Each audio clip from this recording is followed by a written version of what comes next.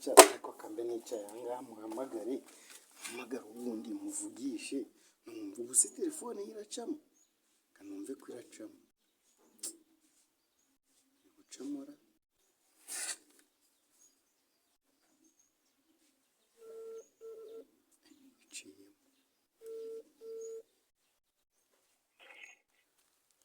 Allo chéri. Meste se chéri. Meze neza chéri, wewe umeze ute siko ngukumbuye? Urankumbuye? None si uza kundeba we, ego ko mana nanjye nagushakaga. Chéri, urankumbuye kurusha njyewe?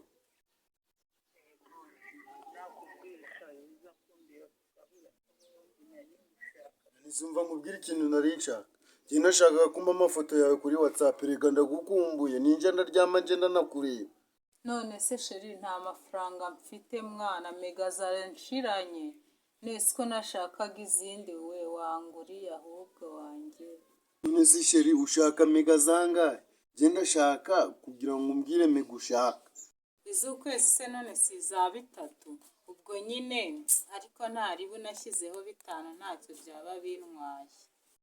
Ariko rero chéri reka nkubwire, ushaka mega za 5 ngiye kuziguhereza, ariko dore nanjye nasigaye inyuma mu bandi kuri YouTube.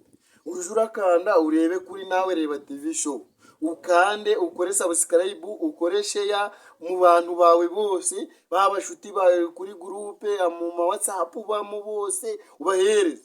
Ningangiza nanjye nzamuke, ubundi ngenda guha amafaranga menshi. Ubuse kuguhereza 5 ubundi si bibi, ariko ukanze subscribe ugakora share ugatera comment, ntabona amafaranga menshi garenzeho, ubundi ngaje nguhereza amafaranga, sibyo chéri?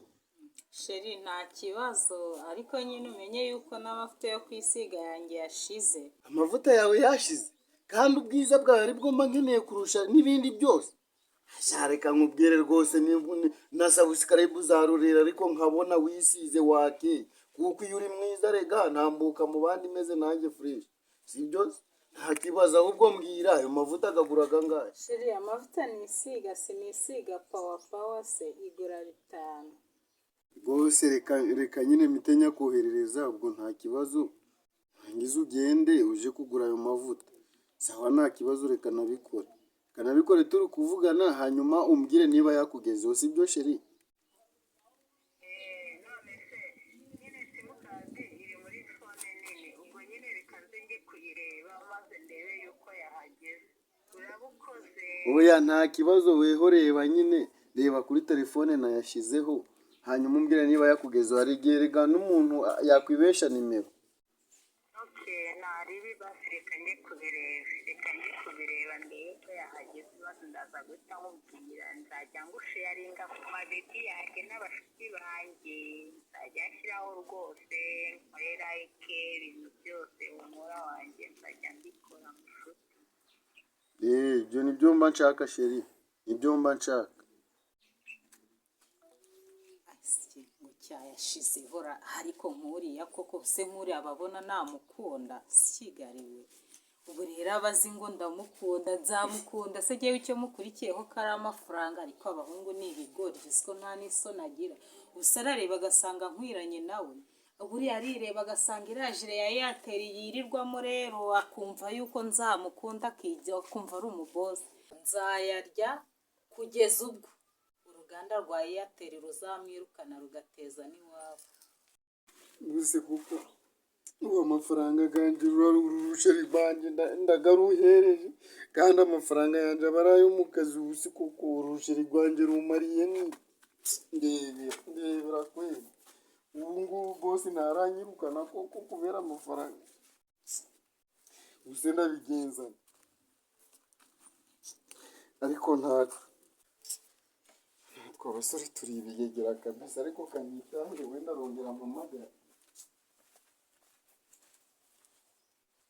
Ndabona ibyo ndimo biri kwanga, ndaza kwimukira mu agenti hari ndebe ko ho zirarya pe. Oya hari umva ubwire.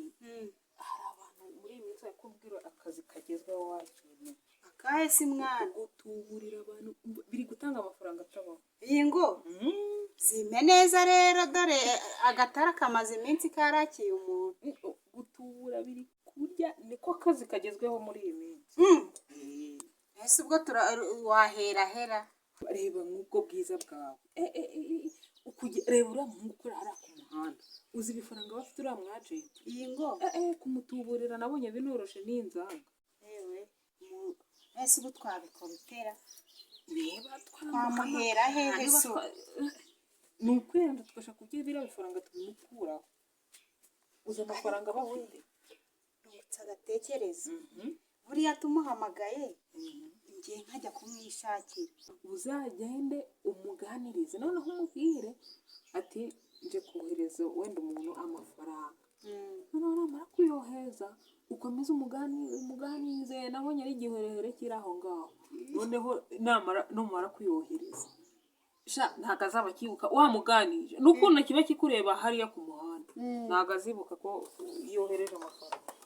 Ugomba kumenya neza ko aya mafaranga agomba kuyashyira kuri nimero yanjye, urukumva? kuri nimero yawe kandi n'ugira ikibazo tuzagabana turinganize, kandi ugomba kwitwara nk'umukobwa ukuze, ntukajye wifata nk'umwana. umva ndagerageza Ugerageze unyuze hirya no hino umuganirize ibyo mu isoko, umuhanirize ibyo umuhanda, niba ngombwa unamukoreho kugira ngo kizaze amenye nyine kiba ikigoryi ucyambura amafaranga neza. ndagerageza pe ahubwo kajye kureba ko umva n'ibicamo wana turayanywera ahantu. iyi ngo pe turayarira noheli. Ingoma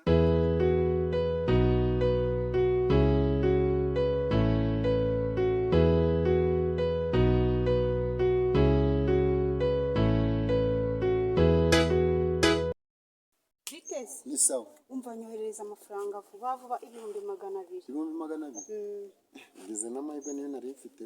Kanyaguye mpite nja kwaka furuti.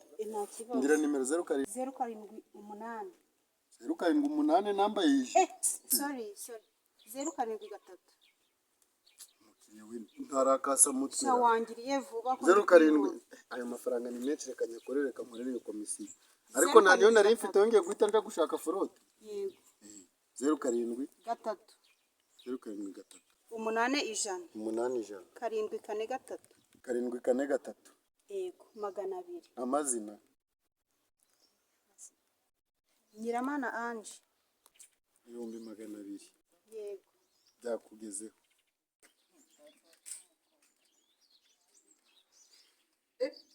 amafaranga araje urebe message ngiyi mbese we amakuru y'iminsi kambe nicayeho gato tube tuganira amakuru y'iminsi. Amakuru ni meza. Nese ko wiburishije cyane ko wigize bisi. Ntabwo niburishije. Wariburishije Oya ntabwo niburishije ndahari rwose. none se we ko ejo nakubonye hehera Yesu uranze nakubonye mu bukwe mukwe bwahehe. ubukwe bwari bwabereye hara kuri 5 Ise kutambarira mu mafaranga ngo nje kwishakira fruit. amafaranga umuranda yaguha ariko amafaranga nta kibazo ntugire ikibazo amafaranga ndayaguha. Ayo mafaranga yanjye amafaranga ndayaguha ndayafite nawe wamaye amafaranga ndayaguha. ahubwo se we hari umuntu nshaka kukubaza. Amaye amafaranga ganje ko nje ndi kubona nta n'ahantu nkuzi nta naho nkumenyaga. ahubwo kambe nagurutse haryo ubundi wambwiye izina ryawe witwa nde? Ngewe nitwa mbese ubundi ndabona wambaye n'uturinete twiza. ni twiza pe se nge yambera urambona ute se urambona ute kare ariko nyine nawe ntabwo wewe umwagenti reka nze nkwereke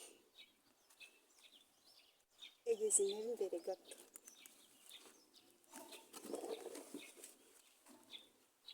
Nese urumva umeze ute? Urumva umeze neza? mera neza gute zidahita neza amafaranga gawe Manze ntumumera neza.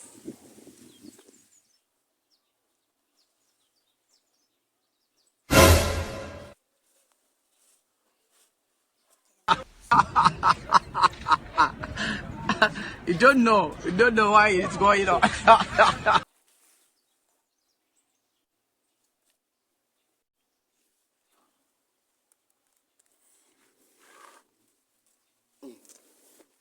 Ewe nasinziriye ryari se? Saa sita z'amanywa ndasinziriye. Ko nari mfite 200 kuri telefone sikanebe ko bihari. Kumbona nta byose. Sinabitse ndugwa. Hajya hari umukobwa nahaye amafaranga. Gusa yayampaye. Cyayi niyo message ndi kubona. Okay. Yayajanye. Ubuse limite zo nayo nambaye ziri. Limite nazo. N'amafaranga nago. Ewe mana we. Ubuse kuko I don't want peace. I want problems always. Ubuse kuko mana kuko bantuburiye barantuburiye. Wa mukobwa ni unuburiye rwose. Ubuse kuko nako nara nimero ye mfite ko namuzi ndabigenza ne kuko.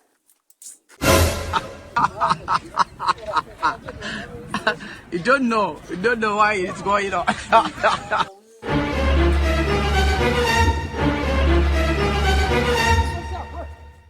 Garuka. Yunan. Sama ini tesi mugiye. Kujebetse aba agent bikige babaye. Ariko naba Airtel mundi ro ma agent wa MTN wakuta. Wazukanyera mayinite ukareka kujebeka cyane. Ani wanyu haba kumuyobozi. Umuyobozi sibi. Bigenze bite? Ushaka mayinite. Share hano nyine ubwire neza ukuntu bigenze. Bigenze bitumaje. Uriye mani urantuburi. Ubwo bagutuburiye angahe sigari gutuma wiruka gutyo. Bagutuburiye angahe? 200. Yes, 200 byose. Mani wareka ngaje gushaka uya ubwo nyine niba bagutuburiye 200 ngenzi ikintu nagufashe amafaranga yose akagaruka. Uramfashe ingombe. Jewe ndakujana ahantu umuntu urabikora agahita ayo mafaranga yagarura aka kanya. Sukenera 200 wende uramama nk'ibihumbi 10. Mfasha tugende. Okay tugende. Ariko mizofone utiruka mizofone ngene nzifashe. Sibyo? Gahungu n'utugende.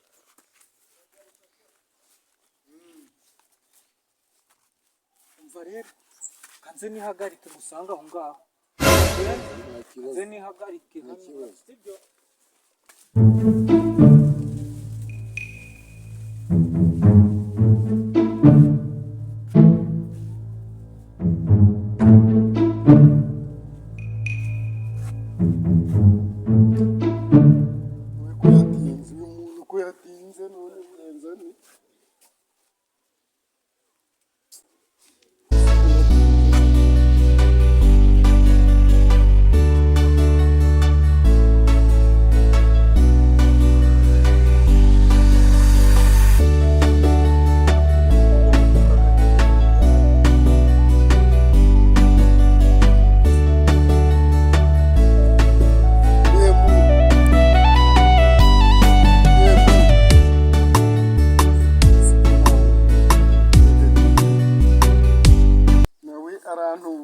Telefone zanje nazara zijanye nderera uze kuko mana ndabigenza.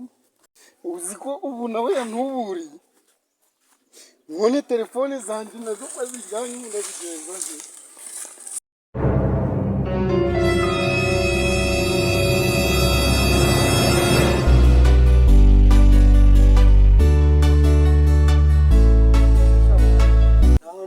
Twiba tukibonera amafaranga mana nashonye kabisa nginzariranyishe.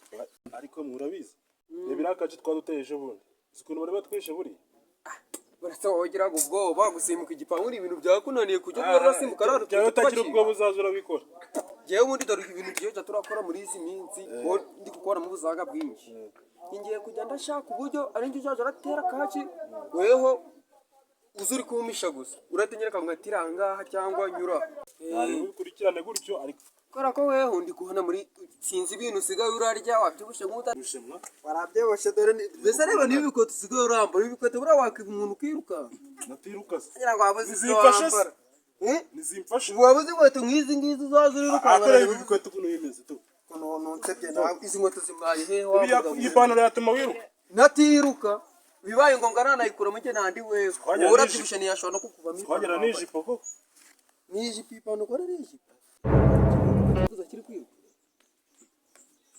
ndi kubona ari umwagenti ni umwagenti uriya kiriya kigifite amafaranga buriya cyakoze cyakora ibifaranga byinshi reka dushaka ukuntu kigitera kaki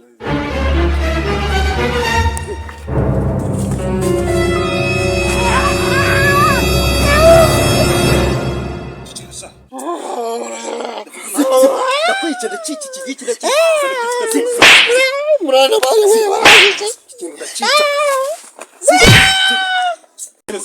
mukadi nta kizakumarira mureke imbaye twavishamo amagambo murana bari we zana ibyo ufite byose vuba vuba cyangwa nkwereke ayiwe bana we murana amafaranga urabona amazi turayagabana na ufite simukadi mwe izi turazigurisha tuza izi turazigurisha mureke imbaye mfite gifate neza ko ari ngo nizera kuramo izo nkweto kuramo izo nkweto zikuremo nicyo kintu kizima gifite iki kintu kiravuga kuramo n'agapira kiravuga umva rero mutware uratsanga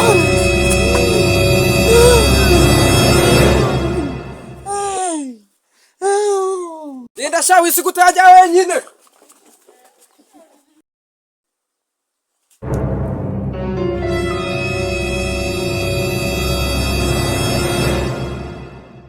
si cyo kandi kivuye shire niwe nanje kureba niwe unsigaranye gusa ibintu byose babinyatse do nambaye n'ibirenge wamaze none uje kundeba ngo nkugire nte uje kundeba ngo nkugire nte wabaye ikigo muri wambaye ibirenge bantuburiye bagutuburiye se none bagutuburiza kunshaka hano mu rugo bari we None se unsigaranye ubwo urabona biragenda bite utashe hano ni iwanyu se none se suri shire wanje kuba ndi sheri wawe se bivuze ntabwo ndi sheri wawe ngiye ntabwo nigeze ngukunda burya suri kureba ukuntu umbwiye nabi n'ibintu byose bankoreye none se wabigukoreye ninde ni njyewe ibintu byose nagukoreye subizi ni njyewe wankoreye ibyo iki ngukorera subizi warakoze rwose ariko rwose mva mu maso narakoze kugufasha warakoze niba waramfashije wakinyendarwe n'amafaranga ganjye nguha torawe mva mu maso se nyine mva mu maso mbare rimwe wanagiye cyangwa mpamagare brada wanjye Elisadunda gifashe nk'ivunja toka wembe si uzongere kunze nkwereke kanze nkwereke